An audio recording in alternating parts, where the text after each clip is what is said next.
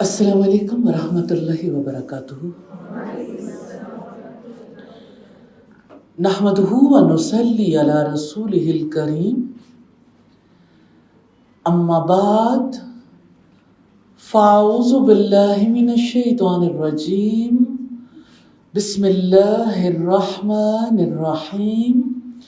رب اشرح لی صدری ویسر لی امری واحلل عقدۃ من لسانی یفقہوا قولی۔ آج کا موضوع بہت اہم ہے۔ میں جب اس موضوع پر غور کرتی رہی تو میں نے محسوس کیا کہ اس پر جو کچھ لکھا جا رہا ہے، جتنی اس پہ بات چیت کی جا رہی ہے، لگتا ہے یہ صرف آج کا مسئلہ ہے۔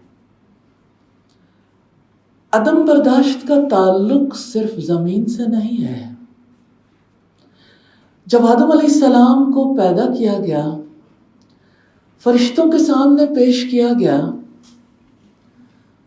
ہم پہلی بار آسمانوں پر اس عدم برداشت کو دیکھتے ہیں۔ فرشتوں نے سجدہ کیا اور ابلیس نے انکار کر دیا۔ وہی عدم برداشت آدم علیہ السلام کی نسل میں کیسے آئی؟ میں اس کی ریزن ضرور آپ کے سامنے رکھنا چاہوں گی، کیونکہ ہمارے پاس وقت کم ہے۔ میں چاہتی ہوں اس کو سمیٹ ضرور دوں۔ قرآن حکیم ہمیں یہ بتاتا ہے، ابا واستکبر وکان من الکافرین۔ اس نے تکبر کیا، انکار کیا اور کافروں میں سے ہو گیا۔ تو بنیادی بات اس عدم برداشت کی تہ میں نظر آتی ہے، تکبر، انا پرستی۔ اللہ تعالیٰ نے جب ابلیس سے یہ سوال کیا تھا، ما منعک الا تسجد، کس چیز نے تجھے روکا تھا کہ تو سجدہ نہ کرے؟ تو اس نے جواب دیا، انا خیر منہ، میں اس سے بہتر ہوں۔ تو عدم برداشت کی تہ میں اس کو ضرور اپنے ذہن میں رکھیے گا، کہیں کبر، دوسروں سے بہتر سمجھنا ضرور پوشیدہ ہوتا ہے۔ دوسری مثال میں آپ کے سامنے رکھنا چاہوں گی آدم علیہ السلام کے دو بیٹوں کی۔ دونوں پہلے انسان کے بیٹے تھے۔ ایک نے دوسرے کو قتل کرنے کے لیے ہاتھ بڑھایا تو دوسرے نے کہا، اگر تم مجھے قتل کرنے کے لیے ہاتھ بڑھاؤ گے تو میں تمہیں قتل کرنے کے لیے ہاتھ نہیں بڑھاؤں گا، کیونکہ میں اللہ رب العالمین سے ڈرتا ہوں۔ اس سے ہمیں یہ پتہ چلتا ہے کہ عین اس موقع پر جب ایک بھائی عدم برداشت کا شکار تھا، دوسرا کیسے بچا، کس چیز نے اسے بچایا؟ وہ اللہ رب العالمین کا خوف تھا، جواب دہی کا احساس۔ کیا چیز ہے جو انسان کو اپنے دائرے میں رہنے پہ مجبور کرتی ہے کہ I am accountable, I am responsible. جو چیز سوسائٹی سے کل اٹھی تھی، جو آج اٹھی ہے، یا آئندہ ایسی صورت اللہ تعالیٰ نہ کرے کہ جاری رہے، جب بھی تاریخ کے کسی دور میں بھی ایسا ہوا ہے تو اکاؤنٹیبلٹی کا احساس ختم ہوا ہے، رسپانسبلٹی کا احساس ختم ہوا ہے۔ تیسری مثال میں دینا چاہتی ہوں سیدنا یوسف علیہ السلام اور ان کے بھائیوں کی۔ عدم برداشت کا ایک معاملہ ایک نبی کے یہاں کیسے نظر آیا؟ تربیت میں کمی تھی؟ ایسا تو نہیں تھا۔ محنت نہیں کی تھی، انہیں خدا خوفی نہیں سکھائی تھی، ان کے سامنے اپنا ذاتی نمونہ پیش نہیں کیا تھا، ایسا کچھ نہیں تھا۔ اصل بات یہ ہے، ہمیں تسلیم کرنا پڑے گا کہ اللہ تعالیٰ نے ہمیں ایسا بنایا ہے، خلق الانسان ہلوعا۔ اللہ تعالیٰ نے انسان کو پیدا ہی ایسے کیا ہے، بے صبرا ہے، جب اسے کوئی مصیبت پہنچتی ہے گھبرا اٹھتا ہے، یہ اس کی فطرت میں ہے۔ اس کا مطلب یہ ہے کہ انسان کے اندر پورا مادہ موجود ہے کہ وہ عدم برداشت کا مظاہرہ کرے، لیکن سائیڈ وائز ایسا بھی ہے کہ وہ عدم برداشت سے بچ سکے۔ یوسف علیہ السلام کے بھائیوں کے دل میں یہ احساس، یہ وسوسہ ابلیس نے پیدا کیا تھا کہ یہ بھائی ایسا ہے جس نے تمہاری جگہ لے لی ہے، اگرچہ تم ایک بڑی جماعت، بڑا جتھا ہو، لیکن اس کی وجہ سے آپ اپنے والد کی توجہ سے محروم ہو گئے۔ اس لیے انہوں نے یہ چاہا کہ یوسف علیہ السلام کو غائب کر دیں۔ مشورے ہوئے، مار ڈالیں، اندھے کنویں میں پھینک دیں یا کچھ اور کر لیں۔ بالآخر اس بات پر متفق ہو گئے کہ کسی اندھے کنویں میں ڈال دیں تاکہ کوئی آتا جاتا مسافر لے جائے گا اور قتل کرنے کے گناہ سے بھی بچ جائیں گے۔ یہ بھی انہی میں سے ایک بھائی کے کہنے پر ممکن ہوا۔ پھر یوسف علیہ السلام اندھے کنویں سے عزیز مصر کے گھر تک، اور وہاں سے عزیز مصر کی بیوی کے حربوں کا شکار ہونے سے بچنے کے لیے قید خانے تک اور مصر کے اقتدار تک پہنچے۔ میں وہ منظر بھی آپ کے سامنے رکھنا چاہتی ہوں کہ تمام بھائی سوائے بنیامین کے ایک تھے، اور ان بھائیوں نے جس جلد بازی کا مظاہرہ کیا اور جس طرح سے اپنے آپ کو اپنے والد کی نظروں میں بڑا ثابت کرنے کی کوشش کی، نتیجہ کیا نکلا؟ یوسف علیہ السلام نے اگر اس کو برداشت کر لیا، پی گئے، تو وہ موقع بھی آیا جب سارے بھائی، ماں اور باپ مصر پہنچے۔ اس موقع پر بھی ہم یوسف علیہ السلام کو دیکھتے ہیں کہ کس طرح اللہ پاک کے سامنے وہ جھک کے عرض کرتے ہیں، فاطر السماوات والارض، اے زمین و آسمان کو پیدا کرنے والے، انت ولی فی الدنیا والآخرہ، تو دنیا اور آخرت میں میرا ولی ہے، توفنی مسلما والحقنی بالصالحین، مجھے مسلمان ہونے کی حالت میں وفات دینا اور مجھے صالحین کے ساتھ ملا دینا۔ یوسف علیہ السلام جس مقام پر پہنچے اس میں بھی ہمارے لیے اسباق ہیں۔ اسلام کی حالت میں وفات کی تمنا اور صالحین کا ساتھ، یہ کیسے ان کے دل میں آیا؟ میں ایک بار پھر آپ کو آدم علیہ السلام کے ان دو بیٹوں کی طرف لے جانا چاہتی ہوں جن میں سے ایک قتل کرنا نہیں چاہتا تھا، جو اللہ سے ڈر گیا، جس کے اندر اللہ تعالیٰ کا تقویٰ تھا، اللہ تعالیٰ کا خوف تھا۔ ریلی ہمارے علماء اخلاق یہ بتاتے ہیں، اور مکارم اخلاق رسول کریم پر ایک انسائکلوپیڈیا جو ام القری یونیورسٹی میں ترتیب دیا، 12 یا 13 والیومز پر مشتمل ہے۔ اس میں بھی یعنی اس چیز پر جب اخلاق کے حوالے سے ماضی کے ریسرچز کو سامنے رکھتے ہوئے اور نبی صلی اللہ علیہ وسلم کی حیات کو سامنے رکھتے ہوئے جو جسٹ پیش کیا وہ یہی تھا کہ تمام اخلاقی خوبیاں تقوی سے جڑی ہوئی ہیں۔ تقوی اس کا بیج ہے، تقوی کے بغیر کوئی اخلاقی خوبی جنم نہیں لے سکتی، اور تمام اخلاقی خرابیوں کا بیج یا اس کی جڑ یا اس کی بنیاد فجور ہے۔ تو تقوی اور فجور اللہ تعالیٰ نے انسانوں کے اندر الہام کر دیے ہیں۔ ہر انسان کے اندر اللہ تعالیٰ نے 2 انٹرنل سپورٹرز رکھے ہیں، جس کی وجہ سے وہ اپنے اندر ابھرنے والے ان جذبوں کو، جس کی وجہ سے انسانوں کا نقصان ہوتا ہے، اس کو کنٹرول کر سکتا ہے، اور ان چیزوں کو جس سے انسانوں کو نفع پہنچتا ہے اس کا اظہار کر سکتا ہے۔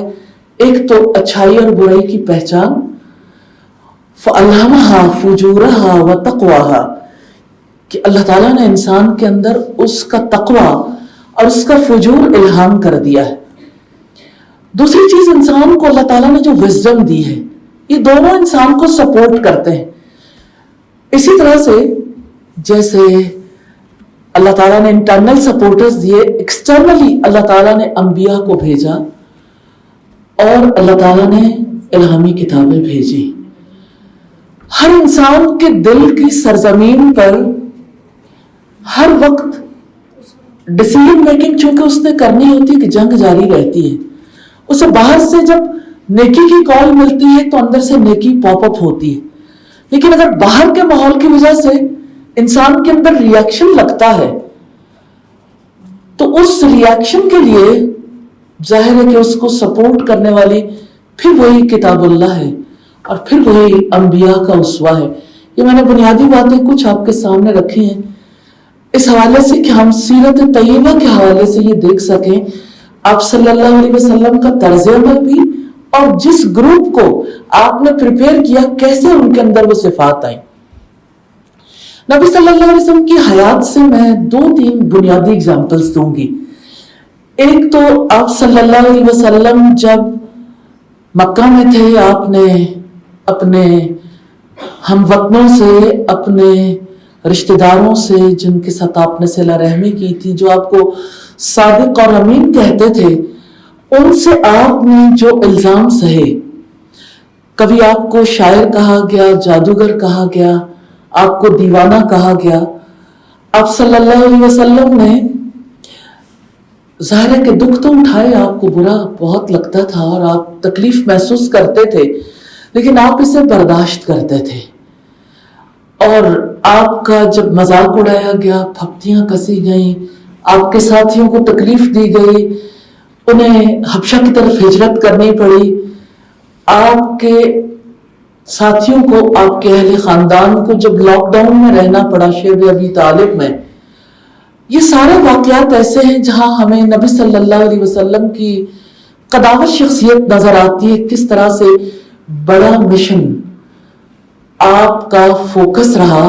اس بڑے مشن پر آپ نے اللہ تعالیٰ کے پیغام کو چونکہ صرف اپنے علاقے تک نہیں دنیا بھر تک پہنچانا تھا، اس وجہ سے آپ نے اس کی خاطر کس طرح سے ان ساری چیزوں کو سہا. لیکن دوسری چیز جو میں طائف کی وادی میں ہونے والے واقعے کے حوالے سے کہنا چاہتی ہوں، کس قدر آپ پر آپ کا مشن کلیئر تھا. طائف والوں نے پتھر مارے، جوتوں میں لہو جم گیا، جسم خون آلودہ تھا، زخم تھا. پہاڑوں کا فرشتہ آپ کے پاس آیا کہ اگر آپ اجازت دیں چاہیں تو ہم اس وادی کے درمیان بسنے والوں کو ان 2 پہاڑوں کے بیچ میں کچل کر رکھ دیں. تو آپ صلی اللہ علیہ وسلم نے فرمایا کہ نہیں ہو سکتا ہے اللہ تعالیٰ ان کی اولادوں میں ایسے لوگ پیدا کرے جو ایک اللہ کے نام لیوا. تو آپ نے اس تنگی کے موڑ پر اس عسر میں اس یسر کو دیکھ لیا تھا.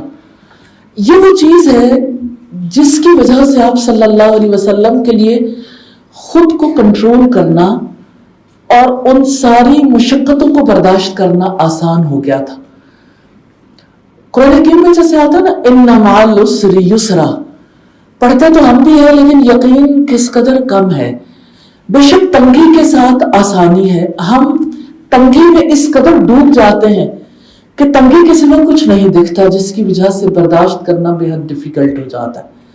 اور آپ صلی اللہ علیہ وسلم نے جس چیز کو انڈرسٹینڈ کیا تھا کہ تنگی کے بالکل ساتھ یعنی اسی وقت آسانی کا کام بھی شروع ہو چکا ہوتا ہے.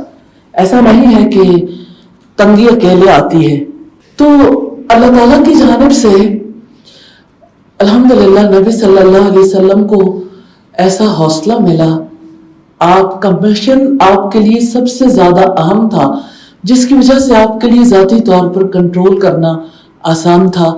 آپ کو ہم طائف میں دیکھتے ہیں تو آپ اپنے دشمنوں کے لیے دعا کرتے نظر آتے ہیں. آپ کو ہم حدیبیہ میں دیکھتے ہیں. حدیبیہ میں آپ صلی اللہ علیہ وسلم معاہدہ کر چکے تھے، ابھی تحریر نہیں کیا گیا تھا، اور ابو جندل بے بسی کی تصویر بنے سب کے سامنے تھے. یہ وہ موقع تھا جب سب لوگوں کے لیے برداشت کرنا بے حد مشکل ہو گیا تھا۔ اس موقع پر آپ صلی اللہ علیہ وسلم نے کس طرح سے ہمت کا مظاہرہ کیا کہ ہم معاہدہ کر چکے، معاہدے کی پاسداری کی جائے گی۔